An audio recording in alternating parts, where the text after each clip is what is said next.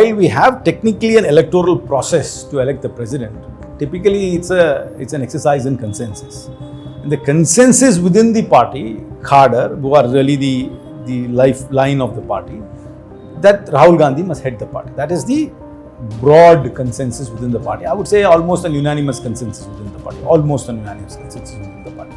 But there seems to be some reluctance from Mr. Rahul Gandhi to take it up. So there must be another consensus has to be formed now. And I think an exercise is being done to find a consensus which will sort of please everybody. And the Congress will find that consensus. Because you see, our electoral record has not been stellar. So I am somebody who never negates the data. And the data does suggest that we have done very poorly in 2014 and in 2019. That's a fact.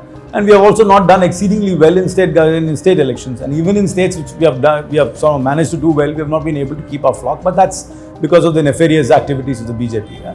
But so we are not necessarily on a very strong wicket. We have to reposition ourselves. We have to re-articulate ourselves, and we have to reimagine and recapture the mind space of the people. But we definitely need to recalibrate on many fronts. I openly admit that.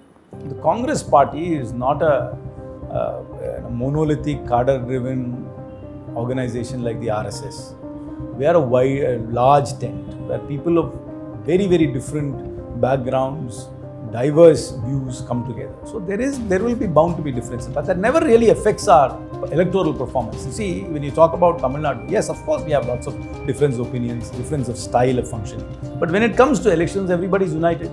There is always competition when who's going to be the candidate. Once the candidate comes, everybody's there. Have you ever heard of a Congress candidate losing because there have been differences within the unit? Never. We win elections because of the strength of the alliance and the political climate of the day. So internal party debates which come out in the open don't necessarily mean that the party is disunited or something like that. So I think it's a healthy sign. I think a party which allows people to have different voices is actually very healthy for democracy.